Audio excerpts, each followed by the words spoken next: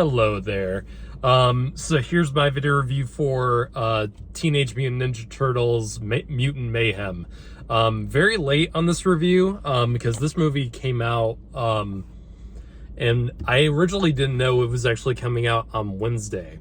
I thought it was just going to come out on Friday, and I just got busy with other things, with finishing up post-production on all these projects we're working on for Rockbuster, as well as other film projects. So been a very busy week, and didn't have time to see this during when it first premiered. So finally got a chance to see it tonight. And was it worth it? I think so. So I'm a casual Ninja Turtles fan. Like, I didn't grow up on the Ninja Turtles really much at all. I remember when it wasn't the original animated show from like the 80s. I remember there was the reboot Ninja Turtles cartoon. I remember that being on, but I never watched it. And I didn't watch the Nickelodeon animated series, the CG one. I didn't watch that because I was way too old for it. And I eventually did get a chance to watch a bunch of the Ninja Turtles content. I saw most of the movies. I really enjoy the 1990s live action movie. 2 and 3, not nearly as good. 3 is just straight up terrible, but they all have their charms to them in their own unique way. And then I saw the Michael Bay live action movies that came out, the 2 of them that came out. Did not enjoy them at all. And yeah, so then we got this movie, which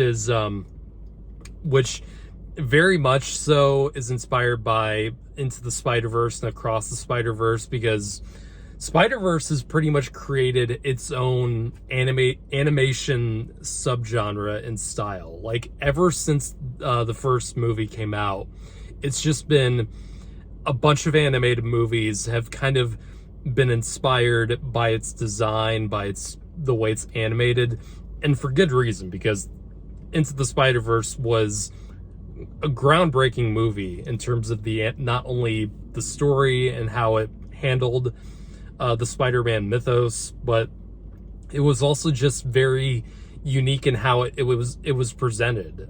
We hadn't really seen anything like that animation style, and this movie definitely has that Spider-Verse look and feel to it, but it has its what I like about this movie is that it has its own kind of take on that Spider-Verse style. So it's not it doesn't completely look like the Spider-Verse animation. I've seen and read a few of the reviews about this movie, and I definitely agree with this take on it. It has almost like a sketchbook look to it. Like, it feels very rough, and it doesn't feel quite as refined as the Spider-Verse style is, with its comic book style visuals. This movie has almost has like a childlike drawing kind of style to it, because everything's very rough. It has a very sketchy look to it. There's a lot of lines. It's a very weird way to put it, but the way lights are shown in this, it's very like it was like scribbled over a bunch, and I really like that about this movie. It really creates it creates an almost like gritty feel to it, unlike something like Across the Spider-Verse, where it was very much looking like a comic book with the dots on it. I can't remember exactly what that style of comic, what the style of illustration is called, but it definitely it's something to do with those dots. So yeah, the animation in this movie is gorgeous. The colors just pop off the screen. they also do, like Spider-Verse, they do play with the animation frame rate. Certain characters will move in a different frame rate than others do. And when the action sequences take place, that also plays a huge part of it. So yeah, as a casual Ninja Turtles viewer, because I don't know if I called myself really a fan of it. I definitely like a bunch of the Ninja Turtles stuff. As a casual person, you know, this movie was really enjoyable. This movie has heart to it that a lot of the other, like the live action Michael Bay movies, like the Michael Bay movies had the turtles acting like they usually do, but they didn't have the heart to it that this movie does.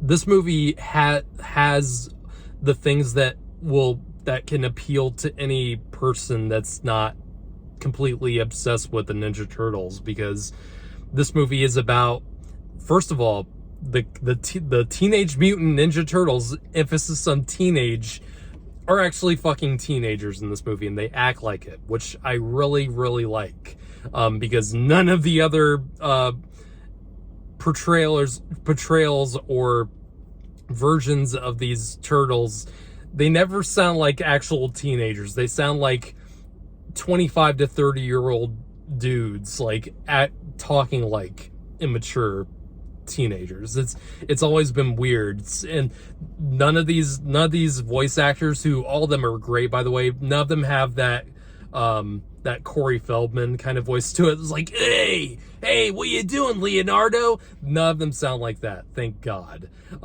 So I really like that about this movie, and it also just has a good sense of, you know, it has every character, all the turtles have good arcs to them in this movie, and this movie has that heart where these four turtles, they act very human, but they obviously can't go out and experience what human life feels like. They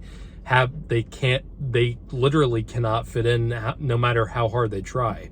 And the movie does a great job of showing that, especially in the beginning. They meet April O'Neil in this movie very naturally. I really like April O'Neil in this movie. And I know a lot of people got mad that they changed the race of April O'Neil. It doesn't really matter in this at all. The character is still very much April O'Neil.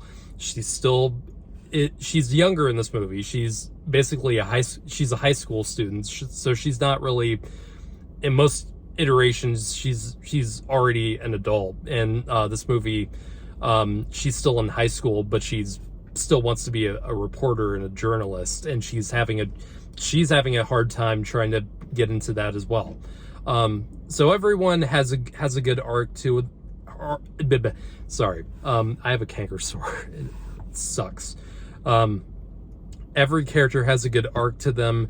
The villains in this movie are a lot of fun. A lot of them, you know, are not completely villains, but the main villain of the movie is Superfly. I know this character's from like the cartoons and stuff. This is a villain I really have no idea or what he's about in the other versions. He's definitely not like Shredder or something like that, or Bebop and Rocksteady, who of course are in this. But yeah, Superfly, I immediately got a kick out of because he's voiced by Ice Cube, and Ice Cube is so much fun to listen to. He's great in this movie. He definitely doesn't, you know, he's still being Ice Cube even in the voice, but no matter what that dude does, I always find it entertaining. And he was very entertaining in this movie. And the movie is also just very funny. This movie is surprisingly hilarious at many points. Sometimes I think the movie can go a little bit heavy on the humor, and that's where I think the Spider-Verse movies have more of an edge to them, because the Spider-Verse movies know when to cut down on the humor and really really sell the drama. And I think this because they're definitely going to make more of these Ninja Turtle movies in the style. That's what they've said. And I definitely think that's the one area that they can improve on, is cutting down on the humor. And I know it's a Nickelodeon movie, so it's obviously aiming towards kids. I think even kids at this point want more movies that are trying to be less funny and actually trying to be more adult and very, very grown up about when to put jokes in there. And that's a problem. Not only animated movies do, but a lot of movies have that problem now. But still, the movie is extremely entertaining. It's very fun. Even for a casual fan like myself, I think most people will get a lot of enjoyment out of this. And it definitely, this definitely is the Spider-Verse for the Ninja Turtle franchise, and that's a really good thing. I think they definitely could have used something like this that has a very unique look to it, and it's able to, you can tell that the people who made this and this is largely made by Seth Rogen, and I forgot the other guy, Seth Rogen, and a bunch of his team got to work on this, and they definitely have a good sense of what makes Ninja Turtles appeal to a bunch of people, and they definitely nailed that in this movie. And I think most general audiences will enjoy this quite a bit. So, and I'm gonna give this movie an 8 out of 10. It's a solid, enjoyable animated film. I do wish though, because Across the Spider-Verse did come out only like 2 months ago, and I feel like these movies definitely do have similar looks to them in terms of the animation, and Across the Spider-Verse I think is better than this by quite a bit. Not to say this movie isn't really good, it is, but I think I definitely do think they could have waited or on the release date for this, because coming off of Across the Spider-Verse is a huge, it's a huge gamble that you're dealing with right there, coming off of something that good and that well received and that successful.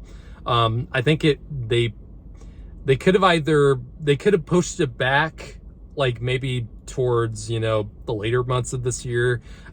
Like November I think would have also been a really good time to release this movie. But who knows? The movie we got is still really enjoyable. So if you guys have seen Ninja Turtles Mutant Mayhem, what did you guys think about it?